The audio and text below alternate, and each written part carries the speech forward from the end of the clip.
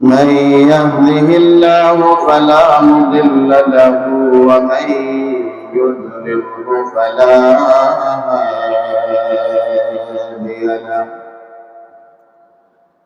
ونشهد أن لا إله إلا الله وحده لا شريك له ونشهد أن سيدنا وسندنا وحبيبنا ومولانا محمد الذي أرسله بالحق بشيرا ونذيرا وداعيا إلى الله بإذنه وسراجا وقمرا منيرا أما بعد فقد قال الله تعالى في كلامه المجيد وفي فرقانه الحميد أعوذ بالله من الشيطان الرجيم بسم الله الرحمن الرحيم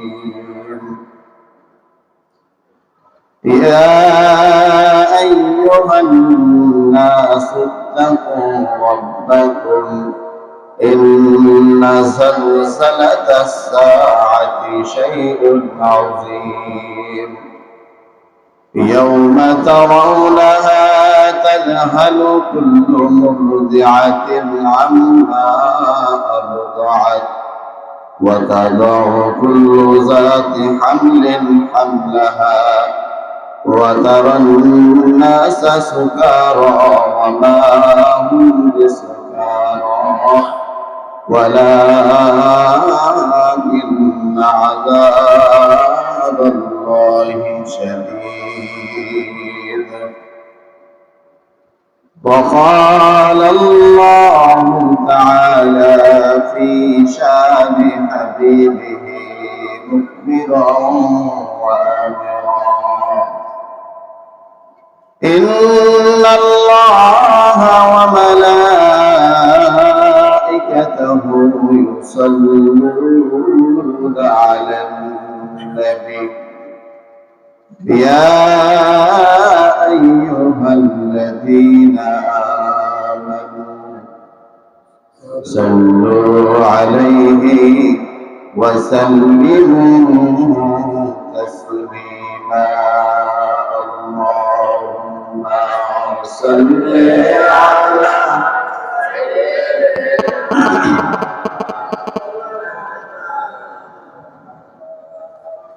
وعلى آل سيدنا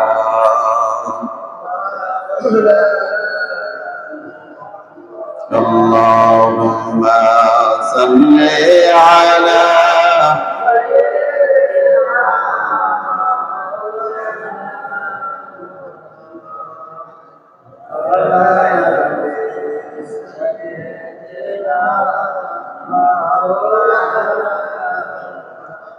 দিবানিশি মনরে আমার আর দিও না যন্ত্রণা দিবানিশি মনরে আমার আর দিও না যন্ত্রণা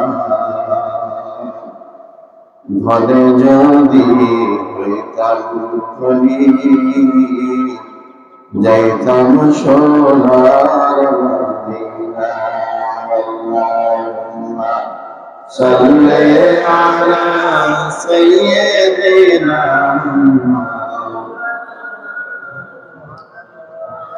ওয়া আলা আলিহি سيدنا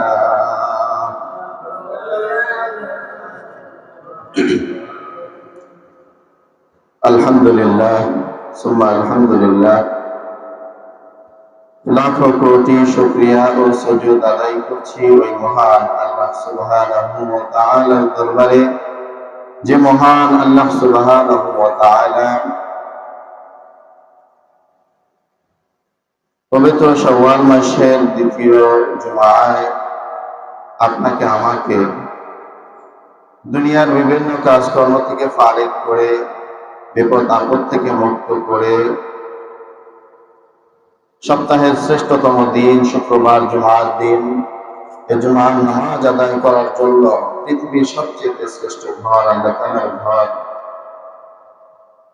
আল্লাহ তাআলার ঘর মসজিদে জুমার নামাজ আদায় করার জন্য আপনাকে আমাকে যে মহান মনির মালিক আপনাকে আমাকে সুযোগ করে দিয়েছে মসজিদে আসার জন্য আমরা সকলেই মন প্রাণ উজাড় করে দিয়ে উচ্চ আওয়াজে আমরা সকলে একবার শুকরিয়া আদায় করি সকলে বলি আলহামদুলিল্লাহ।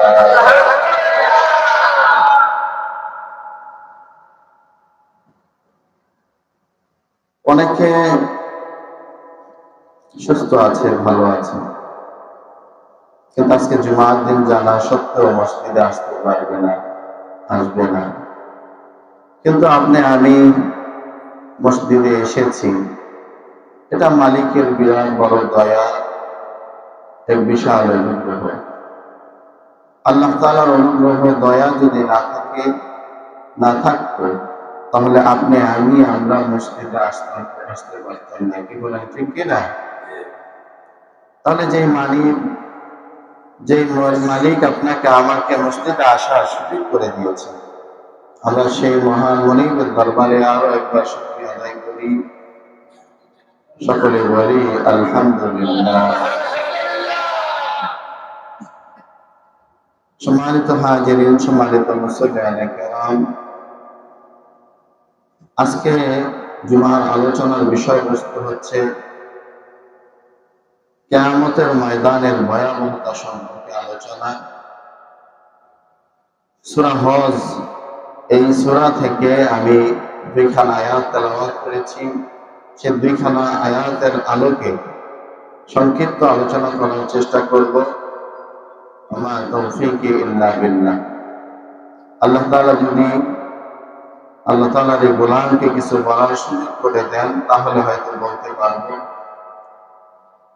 দোয়া করবেন মনের থেকে আল্লাহ তাআলা যেন আমার মুখ থেকে জবান থেকে এমন কিছু কথা বের করে দেয় যেটা আমাদের দুনিয়া ও আখিরাত উভয় জাহানের কামিয়াবির জন্য কাজে আসে। আল্লাহ তাআলা যেন সেরকম মেধা প্রজ্ঞা দান করেন সকলে বলি আমিন। আল্লাহ রাব্বুল আলামিন পবিত্র কোরআনুল কারীমের সূরা হজের মধ্যে বলেন ইয়া আইয়ুহান নাসু তাকু রাব্বাকুম হে লোক সকল হে দুনিয়ার মানুষেরা তোমরা আমি রব্বুল আলামিনকে ভয় করো। ইন্না জালজালাতাশ শাআতি শাইউন আযীম নিশ্চয়ই কিয়ামতের কম্পন বড় মারাত্মক বড় ভয়ানক আযাব বলে বলুন নাউযুবিল্লাহ।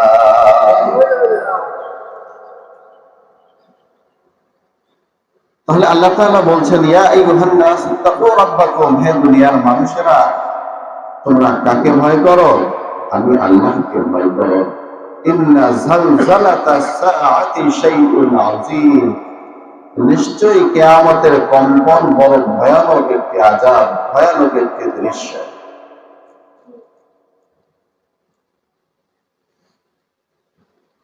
কেমন ভয়ানক আল্লাহ তাআলা পরবর্তী আয়াতের মধ্যে বলেন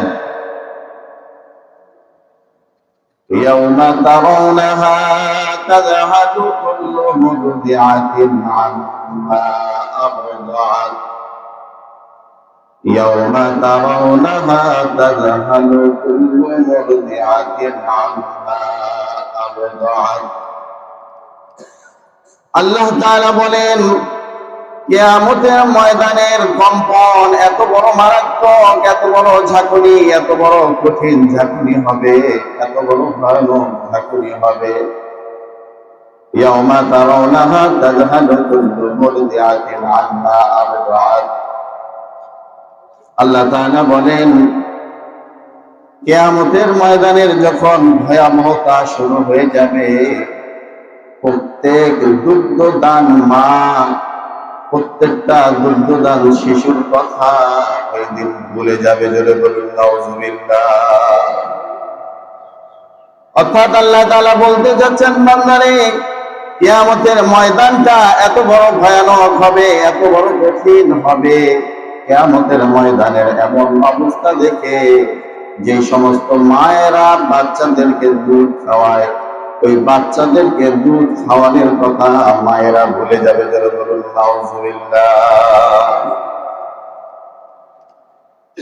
আল্লাহ তাআলা আয়াতের পরের অংশে বলেন, ওয়া তাদাউ কুল্লু যাতিন হামলিন হামলাহা। আল্লাহ তাআলা বলেন, প্রত্যেকটা মায়ের গর্ভে যেই সন্তান থাকবে, কিয়ামতের ভয়াবহতা দেখে প্রত্যেকটা মা, কারো পেটের মধ্যে 4 মাসের বাচ্চা থাকবে, কারো পেটের মধ্যে 3 মাসের বাচ্চা থাকবে, কারো পেটের মধ্যে 7 মাসের বাচ্চা থাকবে, কারো পেটের মধ্যে 8 মাসের বাচ্চা থাকবে। ওই মায়ের পেটের মধ্যে সন্তান যে অবস্থায় থাকুক না কেন, যেই কয়দিনের থাকুক না কেন, কিয়ামতের ভয়াবহতা দেখে প্রত্যেকটা মা ওই পেটের বাচ্চাকে প্রসব করে দিবে। জোরে বলুন নাউযুবিল্লাহ। আল্লাহ তাআলা বলেন, ওয়া তারান নাসা সুকারা ওয়া মা হুম বিসুকারা ওয়ালাকিন্না আযাবাল্লাহি শাদীদ। বান্দারে, কিয়ামতের ময়দানের ভয়াবহতা এত কঠিন হবে, এত মারাত্মক হবে, প্রত্যেকটা মানুষ, একজন মানুষ আর একজন মানুষকে দেখলে মনে করবে দুনিয়ার মাতালেরা মদ খাওয়ার পরে যে রকম আওলা ঝাওলা অবস্থা হয়ে যায়, পাগল বেশে করতে থাকে, কি করে না করে কোনো খোঁজ খবর থাকে না, মানুষ যেমন আওলা ঝাওলা হয়ে যায়। মানুষ দেখলেই বুঝতে পারে লোকরা নেশা করেছে। আল্লাহ তাআলা বলেন, ওয়া তারান নাসা সুকারা, প্রত্যেকটা মানুষ, একজন মানুষ আরেকজন মানুষকে দেখে মনে করবে তারা মনে হয় নেশাখোর। ওয়া তারান নাসা সুকারা ওয়ালাকিন্না আযাবাল্লাহি শাদীদ। অথচ তারা কোনো নেশাগ্রস্ত থাকবে না। কিয়ামতের ভয়াবহতা দেখে তাদের এই অবস্থা হয়ে যাবে। কারণ হলো ওয়ালাকিন্না আযাবাল্লাহি শাদীদ, কিয়ামতের আযাব বড় কঠিন, বড় ভয়ঙ্কর।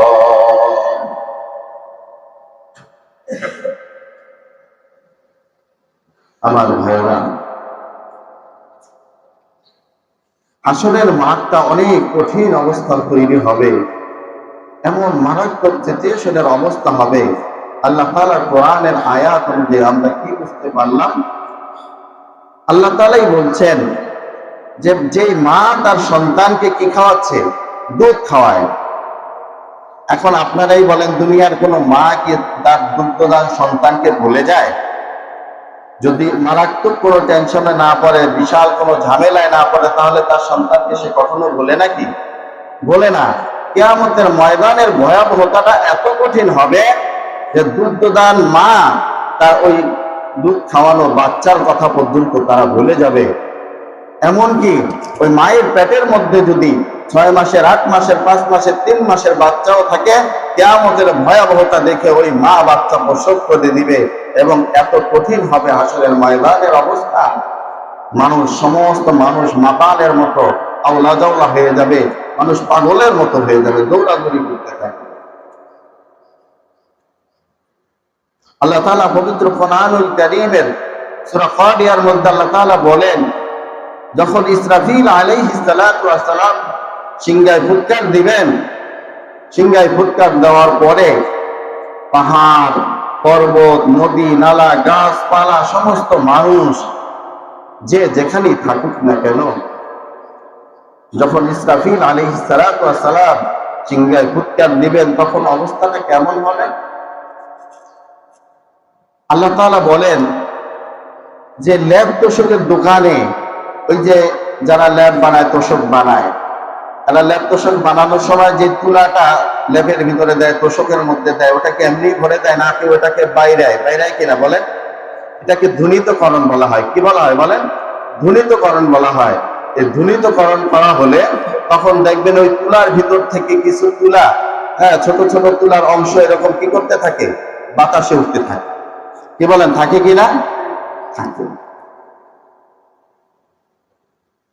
আল্লাহ রাব্বুল আলামিন বলেন, ধ্বনিতকরণ তুলাগুলা যেমনি ভাবে উঠতে থাকে, ইসরাফিল আলাইহিস সালাতু ওয়াস সালাম যখন সুরায় উত্তর দিবেন, সমস্ত আসমান জমিন পাহাড় পর্বত সবকিছু ভেঙে চুরে খান খান হয়ে ওইভাবে উঠতে থাকবে। জোরে বলেন সুবহানাল্লাহ।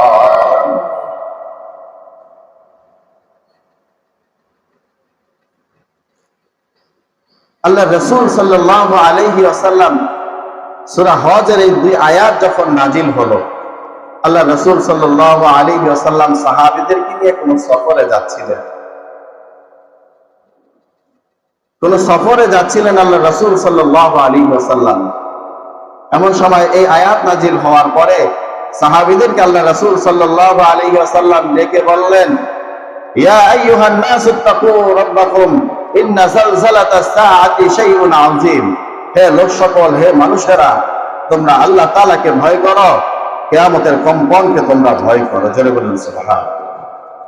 সাহাবীরা থমকে গেলেন, দাঁড়ায় গেলেন। আল্লাহ রাসূল সাল্লাল্লাহু আলাইহি ওয়াসাল্লামের দিকে তাকায় দাঁড়ায় গেলেন সবাই। বললেন, ইয়া রাসূলুল্লাহ, ইয়া হাবিবাল্লাহ, নিশ্চয়ই এই মুহূর্তে মনে হয় আপনার উপর আয়াত নাজিল হয়েছে। ইয়া রাসূলুল্লাহ, আর কোন আয়াত কি নাজিল হয়েছে কিনা আপনার উপর? আল্লাহ রাসূল সাল্লাল্লাহু আলাইহি ওয়াসাল্লাম বলেন, ইয়াউমা তারাউনাহা তাযহালু কুল্লু মুরদিআতিন আম্মা আরদাআত ওয়া তাদাউ কুল্লু যাতি হামলিন হামলাহা ওয়া তারান নাসা সুকারা মা হুম বিসুকারা ওয়ালাকিন্না আযাবাল্লাহি শাদীদ। যখন আল্লাহ রাসূল সাল্লাল্লাহু আলাইহি ওয়াসাল্লাম সাহাবীদের সামনে এই কিয়ামতের ভয়াবহতা সম্পর্কে 2 আয়াত নাজিল করলেন, আয়াত নাজিল করার পরে সমস্ত সাহাবীরা জমিনে বসে গেলেন, চোখের পানি ছেড়ে দিয়ে চিৎকার করে কান্না শুরু করে দিলেন, ইয়া রাসূলুল্লাহ, তাহলে আমাদের অবস্থা কি হবে? আয়াতের ব্যাখ্যায় আল্লাহ রাসূল সাল্লাল্লাহু আলাইহি ওয়াসাল্লাম বলেন,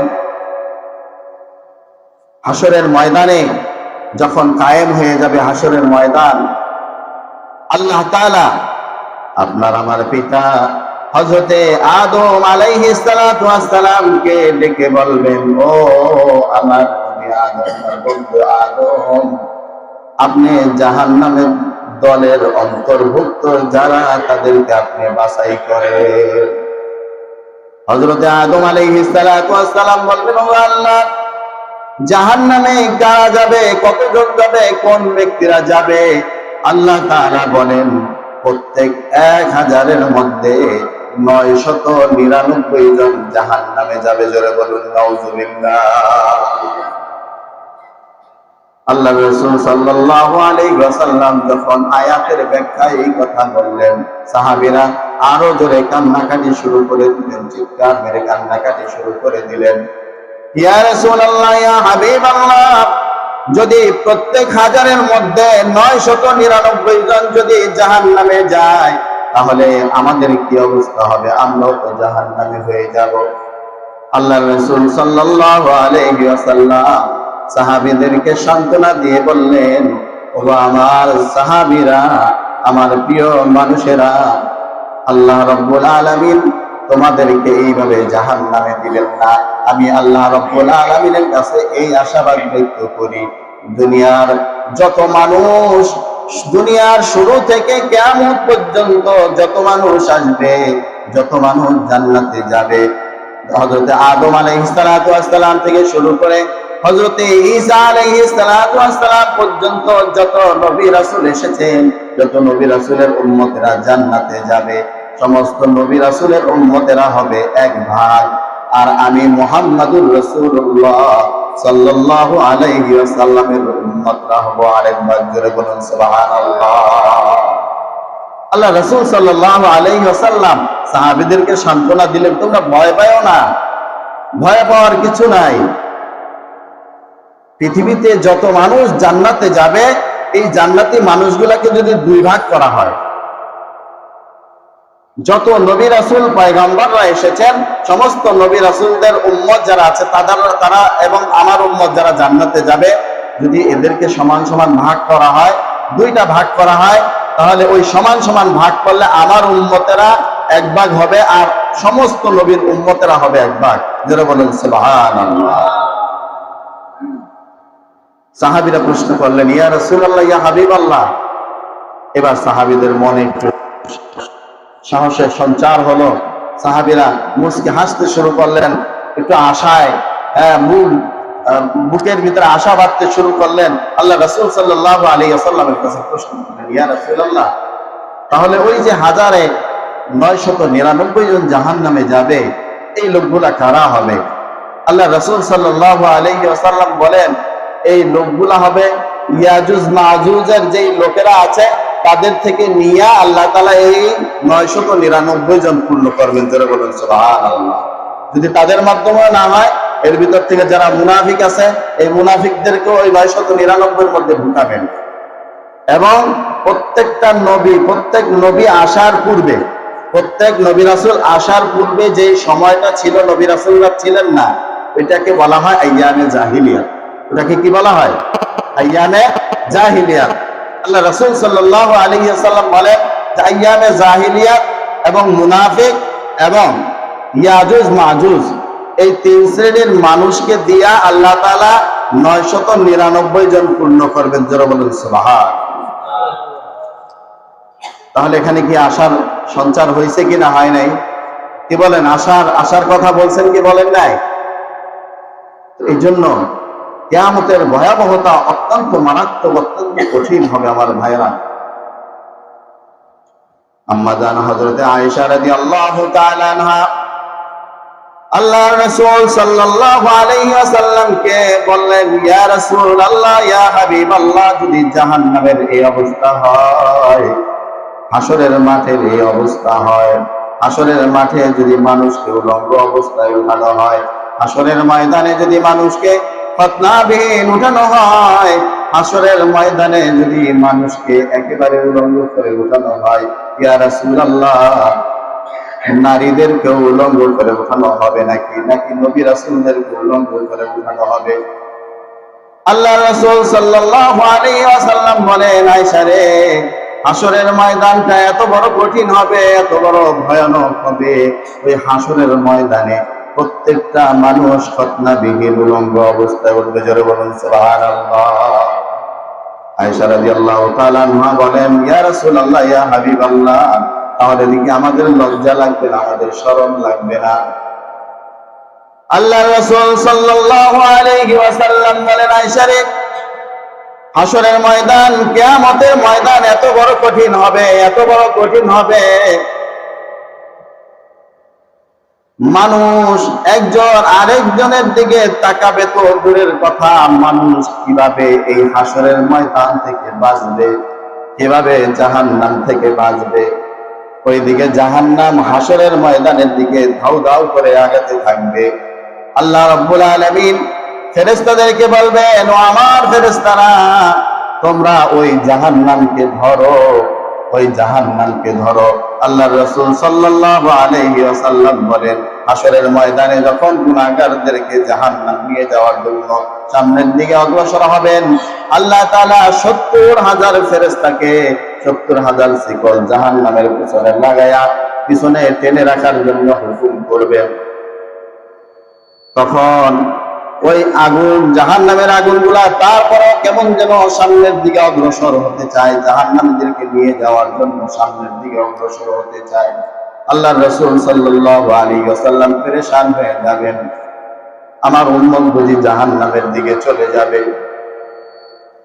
মানুষ যখন এই ভয়াবহ অবস্থা হবে, এই করুণ অবস্থা হবে, হাসরের ময়দানের যখন এই দৃশ্য মানুষ দেখবে, তখন মানুষ দেখতে পাবে তার মাকে দেখা যায়, তার ভাইকে দেখা যায়, দৌড়ে যাবে, আয়ের দুনিয়াতে ভালো কোনো ন্যাক করতে পারি নাই, নেকের কাজ করতে পারি নাই, ওই তো আমার ভাইকে দেখা যায়, আমার ভাই কাছে যায়, দেখি একটি ন্যাক দেয় নাকি। আল্লাহ তাআলা সূরা আবাসার 34 নম্বর আয়াত আল্লাহ তাআলা বলেন, ইয়াউমা ইয়াফিরুল মারউ মিন আখিহি। ইয়াফিরুল শব্দের অর্থ হলো দৌড় দেওয়া, খিচ্চা দৌড় দেওয়া। একটা কথা বলি না, খিচ্চা দৌড় মারছে বলি না আমরা, বলেন ইয়াউমা ইয়াফিরুল মারউ মিন আখিহি। যখন এক ভাই হাসরের ময়দানে বিপদে পড়ে আরেক ভাইয়ের দিকে যাবে, ওই ভাই চিন্তা করবে আমার ভাই মনে হয় বিপদে পড়ে গেছে, তার মানে আমার কাছে নেকের জন্য আসবে। আমি নিজেই জান্নাতে যাইব কিনা, আমি নিজেও ঠিক মতো নেক আনতে পারছি কিনা আমি জানি না। আমার ভাই যদি আমার কাছে নেক চাই তাহলে তো আমি নেক দিতে পারবো না। এজন্য আল্লাহ তাআলা বলেন, ইয়াউমা ইয়াফিরুল মারউ মিন আখিহি। যখন এই ভাই আরেক ভাইকে দেখবে সামনের দিকে অগ্রসর হইলে, ওই ভাই এত জোরে খিচ্চা দৌড় মারবে, এই ভাই আর তাকে পাবে না। ওয়া উম্মিহি ওয়া আবি। যখন ভাইয়ের কাছ থেকে নৈরাশ হয়ে যাইবে, সূরা আবাসার 35 নম্বর আয়াত আল্লাহ তাআলা বলেন, ওয়া উম্মিহি ওয়া আবি। তখন কলিজার টুকরা মাকে দেখবে, বাবাকে দেখবে, দৌড়ে যায় মাকে বলবে, মা গো, আজকে হাসরের ময়দানে নেকের জন্য বিপদে পড়ে গেছি। ও বাবা, হাসরের ময়দানে নেকের জন্য বিপদে পড়ে গেছি, আমাকে যদি একটা নেক দেন হয়তো বা এই নেকের উসিলায় আমি জান্নাতে যেতে পারবো। আল্লাহ তাআলা বলেন, ওয়া উম্মিহি ওয়া আবিহি। সেই দিন তোমার পিতা মাতাও তোমাকে একটি নেক দিবে না। জোরে বলুন নাউজুবিল্লাহ। হাদিসের ভিতরে এসেছে আল্লাহর রাসূল সাল্লাল্লাহু আলাইহি ওয়াসাল্লাম বলেন, সন্তান যখন মায়ের পা জড়ায় ধরবে, মা গো আমাকে একটা নেক দেন, একটা নেকের জন্য আমি জান্নাতে হয়তো যেতে পারবো না। আপনি যদি আমাকে একটা নেক দেন হয়তো আমি আল্লাহ রাব্বুল আলামিনের জান্নাতে যেতে পারবো। বলা হয়েছে এই সন্তান মায়ের পা জড়ায় ধরে 1 বছর নয়, 2 বছর নয়, 500 বছর কান্না করবে মায়ের কাছে একটা নেকের জন্য। 500 বছর কান্নার পরে ওই মা ওই সন্তানকে লাথি মেরে দূরে ফেলে দিবে, বলবে আমার কোন দুনিয়াতে সন্তান ছিল না, আমার কোনো বিয়েই হয় না। বলে নাউজুবিল্লাহ। বাবার কাছে গেলে বলবে, কিসের সন্তান, আমি তো দুনিয়াতে বিয়েই করি নাই, তোমার মতো সন্তান আমার কোল থেকে আসবে? প্রত্যেকে অস্বীকার করবে। ওয়াসাহিবাতিহি ওয়া বানি। এই মানুষটা অসহায় হয়ে শেষ পর্যন্ত তার কলিজার টুকরা সন্তানদেরকে খুঁজতে থাকবে, স্ত্রীকে খুঁজতে থাকবে। দুনিয়ার জমিনে স্ত্রী সন্তানদেরকে খুশি করার জন্য এত কিছু করলাম, ঠিক মতো নামাজ পড়লাম না, রোজা রাখলাম না, হজ করলাম না, যাকাত দিলাম না, আল্লাহর রাস্তায় দান করলাম না, স্ত্রী সন্তানদেরকে খুশি রাখার জন্য, ভালো রাখার জন্য এত কিছু করলাম, আমার শেষ ভরসা এবার স্ত্রী সন্তানদের কাছে যাই। আল্লাহ তাআলা বলেন, ওয়াসাহিবাতিহি ওয়া বানি। যখন শেষ পর্যন্ত সন্তান এবং স্ত্রীর কাছে যাইবে একটা নেকের জন্য, ওই সন্তান এবং স্ত্রীও তখন ওই ব্যক্তিকে অস্বীকার করবে। বলুন নাউজুবিল্লাহ। কোনো উপায় নাই, কোনো উপায় থাকবে না। যেখানে কলিজার টুকরা মা সন্তানকে পরিচয় দিবে না, বাবা সন্তানকে পরিচয় দিবে না, আখেরের ময়দানে কি ভয়াবহ অবস্থা হবে। যে সন্তানের জন্য এত কিছু করছেন, যে স্ত্রীর জন্য এত কিছু করছেন, আল্লাহর কসম করে বলছি, আল্লাহর কোরআন সাক্ষী, এই সন্তান আপনার 2 পয়সার দামে কোনো উপকার আসবে না হাসরের ময়দানে।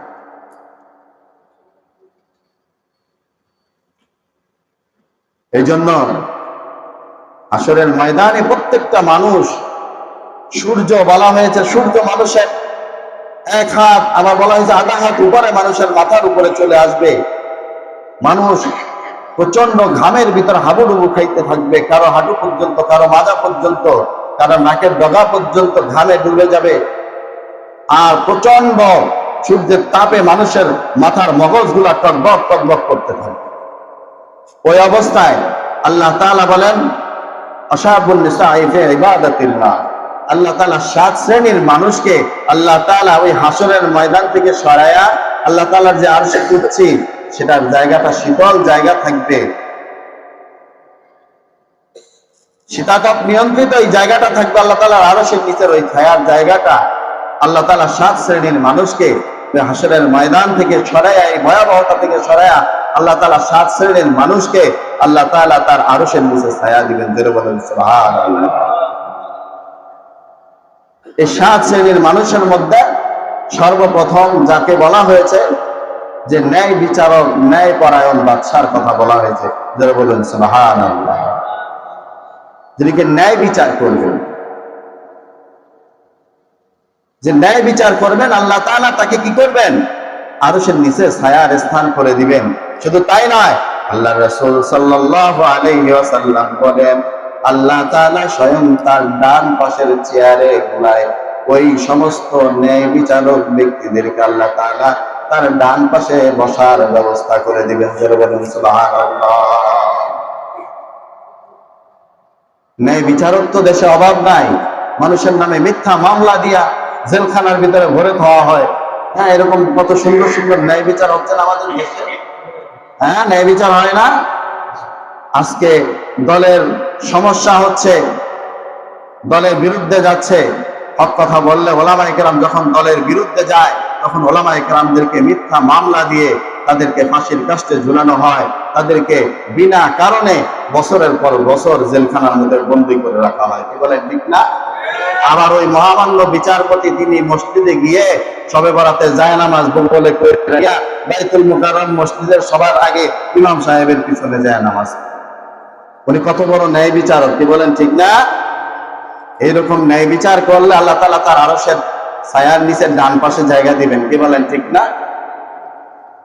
শয়তান খুঁজবে, শয়তান যে আমার একটা সাথী ছিল, আমার এই সাথী সঙ্গীটা কই, ও একলা কিভাবে কোথায় আছে, আগে ওটা তো আমার দরকার।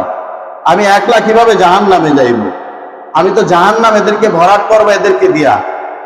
তাদেরকে শয়তান খুঁজ করবে, শয়তান খুঁজতে থাকবে ওই সমস্ত বিচারকরা কোথায়, যারা মানুষকে মিথ্যা মামলা দিয়ে জেলখানার ভিতরে ভরে রাখছে। কি বলেন, ঠিক কিনা? ন্যায় বিচারক ছিলেন জনাবে মুহাম্মদুর রাসূলুল্লাহ সাল্লাল্লাহু আলাইহি ওয়াসাল্লাম। একখানা মজার হাদিস শোনেন, শেষ করে দিব। কেমন ন্যায় বিচারক ছিলেন আল্লাহ রাসূল সাল্লাল্লাহু আলাইহি ওয়াসাল্লাম? আল্লাহ রাসূল সাল্লাল্লাহু আলাইহি ওয়াসাল্লামের একজন পালক পুত্র ছিল হযরত যায়েদ বিন হারিসা রাদিয়াল্লাহু তাআলা। এই যায়েদ বিন হারিসা রাদিয়াল্লাহু তাআলা আনহুর একটা সন্তান ছিল, নাম তার ওসামা। কি নাম? সবাই বলেন, কি নাম? ওসামা রাদিয়াল্লাহু তাআলা। আল্লাহ রাসূল সাল্লাল্লাহু আলাইহি ওয়াসাল্লামের সময় একজন কুরাইশ বংশের একজন মহিলা চুরি করছে। কুরাইশ বংশের একজন মহিলা কি করছে? চুরি করছে। তো চুরি করার পরে এখন সাহাবীরা চিন্তা করলেন, জাহিলিয়াত যুগের একটা সিস্টেম ছিল, যদি কেউ চুরিও করে ডাকাতিও করে তাহলে সম্ভ্রান্ত ভালো ফ্যামিলির, নামি দামি ফ্যামিলির বংশবলী মেয়ে যদি হইতো, ছেলে হইতো, তাহলে ওনারা চুরি করলে ওইটাকে চুরির অপরাধ হিসেবে ধরা হতো না। তো সাহাবীরা চিন্তা করলেন আল্লাহ রাসূল সাল্লাল্লাহু আলাইহি ওয়াসাল্লাম মনে হয় ওই আইয়ামে জাহিলিয়াত যুগের সেই বিচার অনুযায়ী বিচার করবেন।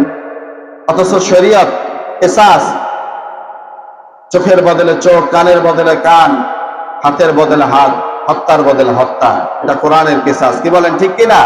এটা শরীয়ত। তো সাহাবীরা আল্লাহ রাসূল সাল্লাল্লাহু আলাইহি ওয়াসাল্লামের কাছে যাইতে ভয় পাচ্ছিলেন যে সুপারিশ করবেন, ইয়া রাসূলুল্লাহ, এই মহিলা তো আপনার বংশের মহিলা, সে তো চুরি করে বসেছে, যদি আপনি তার বিচার করেন, তার হাত কেটে ফেলান চুরি করার অপরাধে, তাহলে তো আপনার বংশের ভিতরে চুলকালি পড়ে যায়।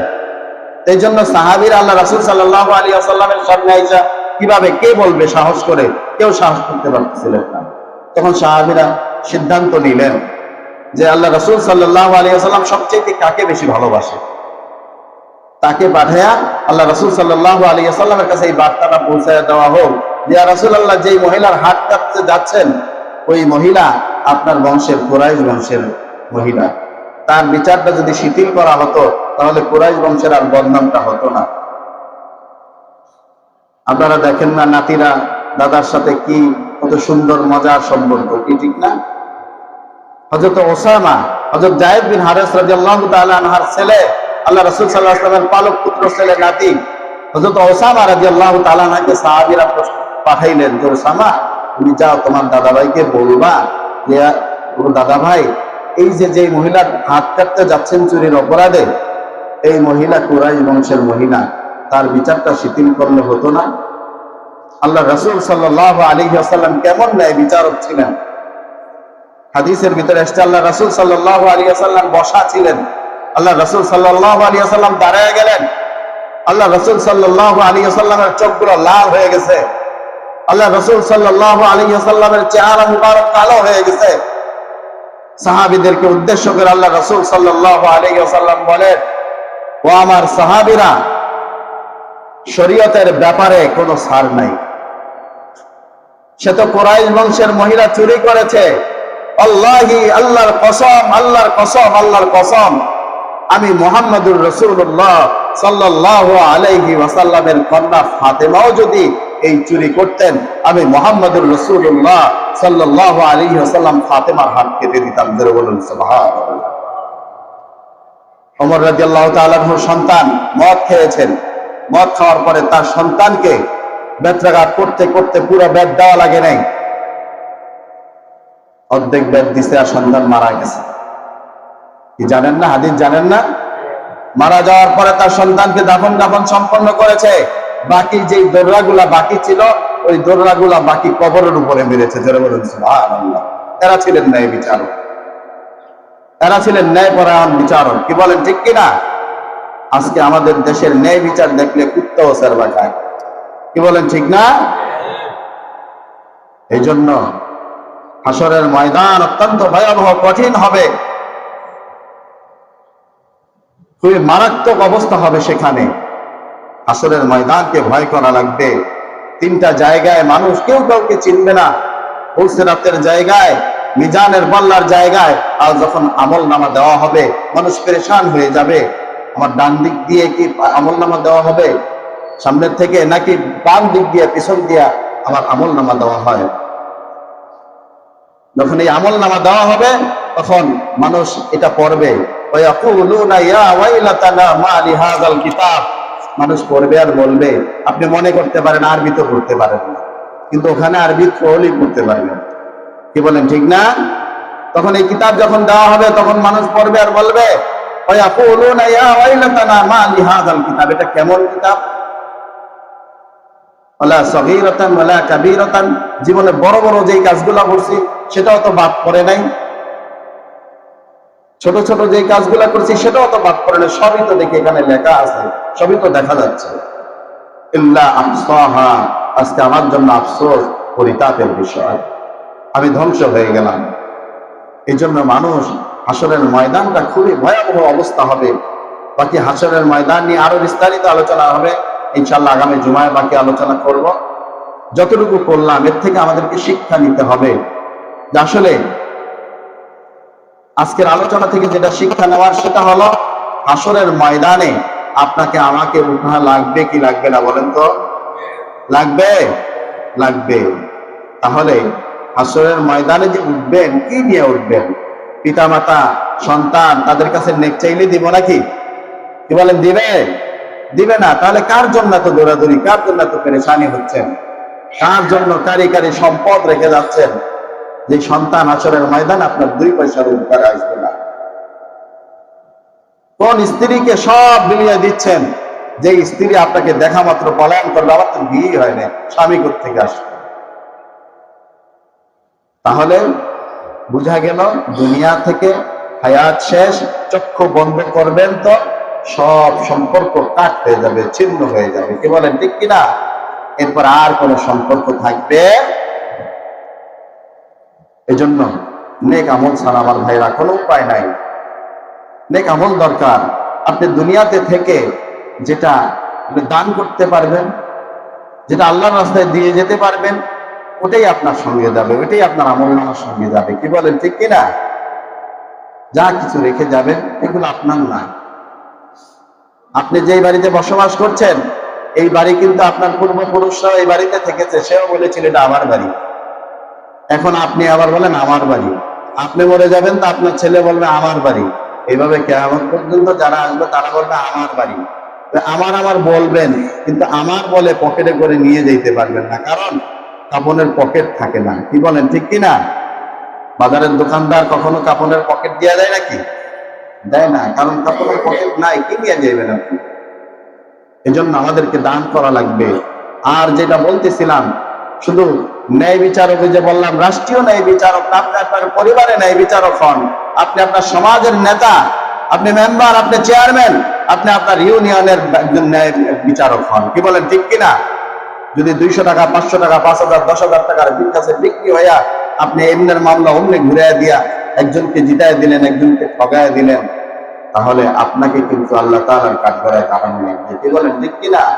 তাহলে প্রত্যেকটা মানুষ যার যার ব্যক্তিগত জায়গায় প্রত্যেকটা মানুষকে একজন ন্যায় বিচারক হওয়ার দরকার। কি বলেন, ঠিক কিনা? কেন দরকার? হাসরের ময়দানে যদি পরিত্রাণ পেতে হয়, আল্লাহ তাআলার আরশের নিচে ছায়া পেতে হয়, আল্লাহ তাআলার ডান পাশে যদি চেয়ার পেতে হয়, তাহলে একজন ন্যায় বিচারক হওয়ার কোনো বিকল্প নাই। কি বলেন, ঠিক কিনা? আল্লাহ তাআলা আমাদেরকে এই কথাগুলোর প্রতি আমল করার তৌফিক দান করুন। সকলে বলি আমিন।